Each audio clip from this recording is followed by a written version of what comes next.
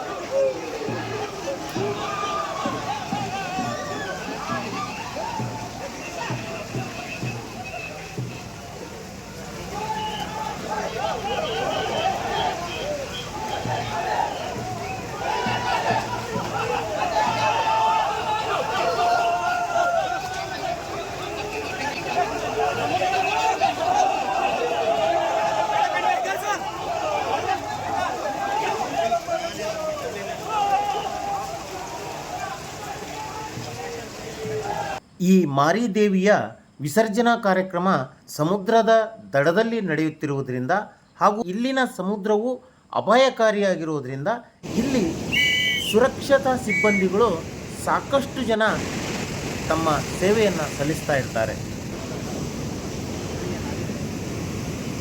ವಿಶಿಷ್ಟವಾದ ಈ ದೇವಿಯ ವಿಸರ್ಜನಾ ಕಾರ್ಯಕ್ರಮಕ್ಕೆ ಇಲ್ಲಿ ಸಾವಿರಗಟ್ಟಲೆ ಭಕ್ತರು ನೆರೆದಿರುತ್ತಾರೆ.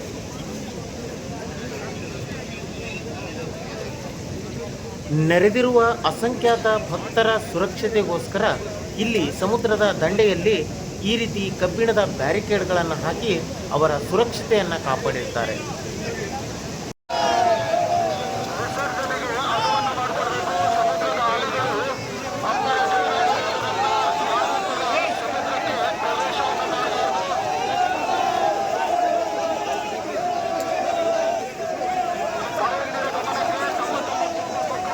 ಈ ವಿಸರ್ಜನಾ ಕಾರ್ಯಕ್ರಮದಲ್ಲಿ ಭಾಗವಹಿಸಿದ ಈ ಯುವ ಪಡೆಯ ಸಂಭ್ರಮ ಹೇಗಿರುತ್ತೆ ನೋಡಿ.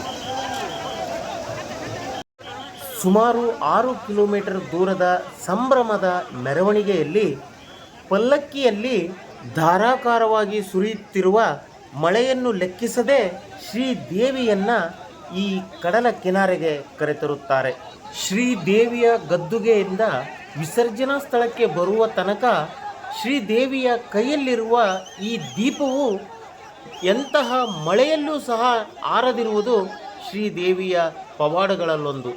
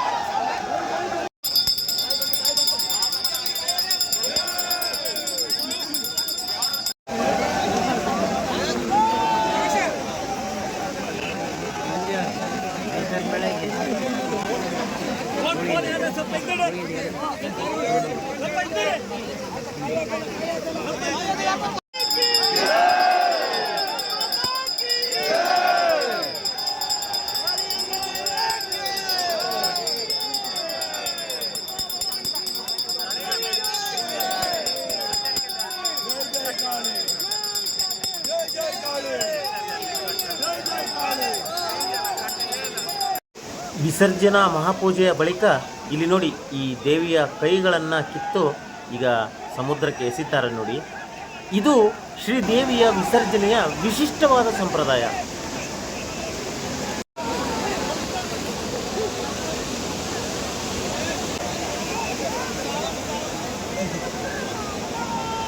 ಇಂತಹ ವಿಶಿಷ್ಟವಾದ ಸಂಪ್ರದಾಯವನ್ನು ನೀವೆಲ್ಲರೂ ಕಂಡಿದ್ದಿದ್ರೆ ಅಥವಾ ಕೇಳಿದ್ದಿದ್ರೆ ದಯವಿಟ್ಟು ನನಗೆ ಕಮೆಂಟ್ ಮಾಡಿ ತಿಳಿಸಿ.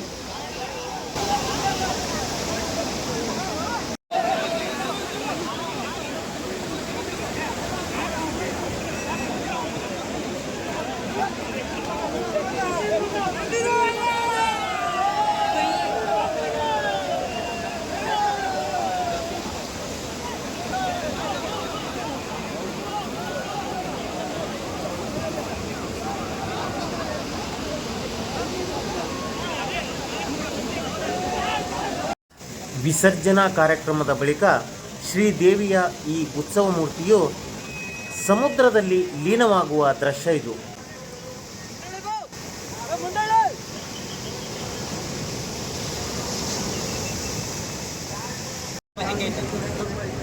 ಭಟ್ಕಳದ ಮಾರಿ ಹಬ್ಬ ಯಾವಾಗಲೂ ತುಂಬ ವಿಶೇಷ ಇರುತ್ತೆ.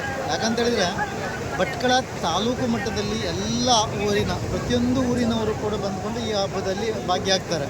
ಮತ್ತು ಈ ಮೆರವಣಿಗೆ ಮತ್ತೊಂದು ವಿಶೇಷ ಏನಂತ ಹೇಳಿದ್ರೆ, ಸುಮಾರು ಒಂದು 6 ಕಿಲೋಮೀಟರ್ ದೂರದಲ್ಲಿ ಇದ್ದಂಥ ದೇವಸ್ಥಾನದಿಂದ ಸಮುದ್ರ ತೀರ ತನಕ ಒಂದು ಮೆರವಣಿಗೆ ಆಗುತ್ತೆ. ಆ ಮೆರವಣಿಗೆಯಲ್ಲಿ ಸಾವಿರಾರು ಜನ ಈ ಒಂದು ಮೆರವಣಿಗೆಯಲ್ಲಿ ಪಾಲ್ಗೊಳ್ತಾರೆ. ಒಂದು ವಿಸರ್ಜನಾ ಒಂದು ಪದ್ಧತಿ ಇದೆಯಲ್ಲ, ಇಲ್ಲಿ ಎಲ್ಲೂ ಕೂಡ ಇಲ್ಲ. ಆ ಥರ ಒಂದು ಬೇರೆ ರೀತಿಯಲ್ಲಿ ವಿಸರ್ಜನಾ ಪದ್ಧತಿ ಇದೆ. ನಮ್ಗೆ ಭಾಳ ಖುಷಿಯಾಗುತ್ತೆ. ಮತ್ತು ಏನು ಯುವಕರೆಲ್ಲ ಇದ್ದಾರೆ ಇದರಲ್ಲಿ ಭಾಳ ಭಾಗವಹಿಸ್ತಾರೆ. ಯಾಕಂತೇಳಿದ್ರೆ ಭಾಳ ಅವರಿಗೆ ಖುಷಿ ಕೊಡುವಂಥದ್ದು ಮಾರಿ ಜಾತ್ರೆ. ಇನ್ನೊಂದು ವಿಚಾರ ಏನಂತ ಹೇಳಿದ್ರೆ, ಈ ಸಮುದ್ರ ತೀರ ಆದ್ರಿಂದ ಮತ್ತು ಸಮುದ್ರ ಅಬ್ಬರ ಇರುವುದರಿಂದ ಪ್ರತಿ ವರ್ಷವೂ ಕೂಡ ಶೌರ್ಯ ತಂಡದ ಸದಸ್ಯರು 40 ಜನ ಇಲ್ಲಿ ಬಂದುಕೊಂಡು ನಿರತರಾಗ್ತೀವಿ. ಜೊತೆಯಲ್ಲಿ ಕೋಸ್ಟಲ್ ಪೊಲೀಸು ಮತ್ತು ಪೊಲೀಸು ಡಿಪಾರ್ಟ್ಮೆಂಟು ಮೂರೂ ಒಂದು ಟೀಮ್ ಇವತ್ತು ಈ ಒಂದು ತಟದಲ್ಲಿ ನಿಂತುಕೊಂಡು ಎಲ್ಲರಿಗೂ ಕೂಡ ಕಾಯುವಂಥ ಕೆಲಸವನ್ನು ಮಾಡ್ತಾ ಇದ್ದಾರೆ. ಮಾರಿ ಹಬ್ಬ ತುಂಬ ಅತ್ಯಂತ ವಿಜೃಂಭಣೆಯಿಂದ ಗ್ರ್ಯಾಂಡ್ ಆಗಿ ಆಗುತ್ತೆ ಮತ್ತು ಇದೊಂಥರ ವಿಶೇಷ ಅಂತ ಹೇಳ್ಬೋದು. ಅಂದರೆ ನಗರ ಪ್ರದೇಶದಲ್ಲಿ ನಾವು ಮಾರಿಕಾಂಬೆ ದೇವಸ್ಥಾನದಲ್ಲಿ ಮಾರಿಯನ್ನು ಇಡ್ತಾರೆ ಮತ್ತು ಇವತ್ತು ಅಂದರೆ 24 ಆಷಾಢದ ಮಾಸದ ಕೊನೆಯ ಬುಧವಾರ ಮತ್ತು ಗುರುವಾರ ಮಾರಿ ಹಬ್ಬ ಆಗುತ್ತೆ. ಗುರುವಾರ ತುಂಬ ವಿಶೇಷ, ಯಾಕಂತಂದರೆ ಇದು ಮಾರಿಯ ಒಂದು ಪ್ರೊಸೆಷನ್ ಅಥವಾ ಮೆರವಣಿಗೆ ಆಗುತ್ತೆ. ಈ ಸಂದರ್ಭದಲ್ಲಿ ಭಟ್ಕಳದಾದ್ಯಂತ ಗ್ರಾಮೀಣ ಪ್ರದೇಶದಿಂದ ಜನ ಬಂದು ಈ ಮೆರವಣಿಗೆಯಲ್ಲಿ ಪಾಲ್ಗೊಳ್ತಾರೆ ಮತ್ತು ಅದು ಕೊನೆಯದಾಗಿ ಇಲ್ಲಿ ಜಾಲಿಕೋಡಿಯ ಸಮುದ್ರ ತೀರದಲ್ಲಿ ಆ ವಿಸರ್ಜನೆ ಕಾರ್ಯ ನಡೆಯುತ್ತೆ. ಆ ಮಾರಿಯ ಅಂಗಾಂಗಗಳನ್ನು ಬೇರ್ಪಡಿಸಿ ಅದನ್ನು ಸಮುದ್ರಕ್ಕೆ ಎಸೆಯಲಾಗುತ್ತೆ. ಅಲ್ಲಿಗೆ ಮಾರಿ ಹಬ್ಬ ಸಂಪನ್ನ ಆಗುತ್ತೆ. ಒಂದು ವಿಶೇಷ ಅಂತಂದರೆ 5 ಅಥವಾ 6 ವರ್ಷದ ಹಿಂದೆ ಜನರು ಅಥವಾ ಯುವಕರು ಜಾಸ್ತಿ ಬಂದು ಸಮುದ್ರದಲ್ಲಿ ಸ್ನಾನ ಮಾಡೋದು, ಮುಂಚಿತವಾಗಿ ಸ್ನಾನ ಮಾಡೋದು ಮತ್ತು ಸ್ವಲ್ಪ ಅಲ್ಲಿ ಸಹಜ ಅದು ಯುವ ವಯಸ್ಸಿನಲ್ಲಿ ಆ ಮಸ್ಕಿರಿ ಮಾಡೋದು ಅಲ್ಲೇ ಇದ್ದೇ ಇರ್ತದೆ. ಆ ಸಲುವಾಗಿ ಜಾಸ್ತಿ ಜನ ಸಮುದ್ರದಲ್ಲಿ ಹಾರೋ ಪ್ರಯತ್ನ ಎಲ್ಲ ಮಾಡ್ತಾಯಿದ್ರು. ಇದರಿಂದಾಗಿ ಒಂಚೂರು ಡೇಂಜರ್ ಅಂತ, ಅಪಾಯ ಅಂತ ಅನ್ನಿಸ್ತಾ ಇತ್ತು. ಬಟ್ ಈ ವರ್ಷ ಮತ್ತು ಹೋದ ವರ್ಷ ನೋಡಿದಾಗ ಆ ಪ್ರಮಾಣ ತುಂಬ ಕಮ್ಮಿ ಆಗಿದೆ. ನನಗನ್ಸುತ್ತೆ ಯುವಕರಲ್ಲಿ ಒಂದು ಮೆಚೂರ್ಡ್ನೆಸ್ ಬಂದಿದೆ ಅಂತ. ಆ ಸಲುವಾಗಿ ಇಲ್ಲಿ ಬೇಕಾಬಿಟ್ಟಿ ಹಾರೋದಾಗಲಿ ಮತ್ತೊಂದಾಗಲಿ ಏನೂ ಮಾಡ್ತಾಯಿಲ್ಲ. ಎಲ್ಲರೂ ಕೂಡ ಜವಾಬ್ದಾರಿಯಿಂದ ವರ್ತಿಸ್ತಾವ್ರೆ. ಡೇ ಬೈ ಡೇ ಜನರಲ್ಲಿ ಒಂದು ಅವೇರ್ನೆಸ್ ಬರ್ತಾ ಇದೆ ಅಂತ ನನಗೆ ಅನಿಸ್ತಾ ಇದೆ. ಸೊ ಮತ್ತು ಪೊಲೀಸ್ ಇಲಾಖೆ ಕೂಡ ತುಂಬ ಚೆನ್ನಾಗಿ ಬಂದೋಬಸ್ತ್ ವ್ಯವಸ್ಥೆ ಮಾಡಿದೆ ಮತ್ತು ಶೌರ್ಯ ಅಂತ ತಂಡ ಪ್ರತಿ ವರ್ಷ, ಇದು ಧರ್ಮಸ್ಥಳ ಯೋಜನೆಯವರ ಒಂದು ತಂಡ, ಇದು ವೆಲ್ ಪ್ರಿಪೇರ್ಡು ಮತ್ತು ವೆಲ್ ಟ್ರೈನ್ಡ್ ಇವರು. ಆ ಸಲುವಾಗಿ ಇವರು ಕೂಡ ತುಂಬ ಚೆನ್ನಾಗಿ ಹ್ಯಾಂಡಲ್ ಮಾಡ್ತಾರೆ. ಚಿಕ್ಕ ಪುಟ್ಟ ಇನ್ಸಿಡೆಂಟ್ ಆದರೆ ಅವರನ್ನು ರಕ್ಷಣೆ ಮಾಡುವಂಥ ಕೆಲಸವನ್ನು ಮಾಡ್ತಾರೆ. Thank you sir. ಧನ್ಯವಾದಗಳು ಸರ್ ತಮ್ಮೆಲ್ಲ ಮಾಹಿತಿಗಾಗಿ. ಈ ಅಬ್ಬರದ ಭಯಂಕರವಾದ ಮಳೆಯ ನಡುವೆ ಇಲ್ಲಿ ನೋಡಿ ನಿಮ್ಗೆ ತೋರಿಸ್ತಾ ಇದ್ದೀನಿ, ಸಾವಿರಗಟ್ಟಲೆ ಜನ ಬಂದು ಈ ಮಾರಿ ವಿಸರ್ಜನಾ ಕಾರ್ಯಕ್ರಮದಲ್ಲಿ ಭಾಗವಹಿಸ್ತಾರೆ. ಇಲ್ಲಿಯ ಮಾರಿಯ ವಿಸರ್ಜನೆ ಕಾರ್ಯಕ್ರಮವೇ ಅತ್ಯಂತ ವಿಶೇಷವಾದದ್ದು. ಈ ಮಾರಿ ವಿಸರ್ಜನೆಯೇ ಅತ್ಯಂತ ಮಹತ್ವದ ಘಟ್ಟ ಇದು. ಇಂಥ ಮಾರಿ ವಿಸರ್ಜನೆ ನಮ್ಮ ತಾಲೂಕು ಜಿಲ್ಲೆಯಾದ್ಯಂತ ಎಲ್ಲೂ ಇಲ್ಲ ಅಂತ ಹೇಳ್ಬೋದು.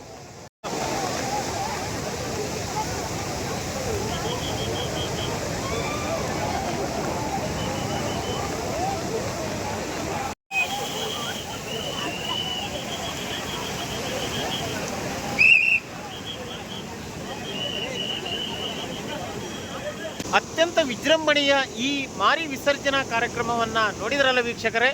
ಈ ವಿಡಿಯೋ ತಮಗೆ ಇಷ್ಟವಾಗಿದ್ದಲ್ಲಿ ದಯವಿಟ್ಟು ನನ್ನ ಚಾನಲನ್ನು ಸಬ್ಸ್ಕ್ರೈಬ್ ಮಾಡ್ಕೊಳ್ಳಿ. ತಮ್ಮ ಅನಿಸಿಕೆಗಳನ್ನು ಕಮೆಂಟ್ ಮಾಡಿ ತಿಳಿಸಿ, ಲೈಕ್ ಮಾಡಿ, ತಮ್ಮ ಬಂಧು ಮಿತ್ರರಿಗೆ ಶೇರ್ ಮಾಡಿ. ನಾಳೆ ಮತ್ತೊಂದು ಹೊಸ ವಿಷಯದೊಂದಿಗೆ, ಹೊಸ ವಿಡಿಯೋದೊಂದಿಗೆ ನಿಮ್ಮ ಮುಂದೆ ಬರ್ತೇನೆ. ಅಲ್ಲಿವರೆಗೂ ಕ್ಷೇಮವಾಗಿರಿ, ನಗ್ತಾ ಇರಿ. ನಮಸ್ಕಾರ.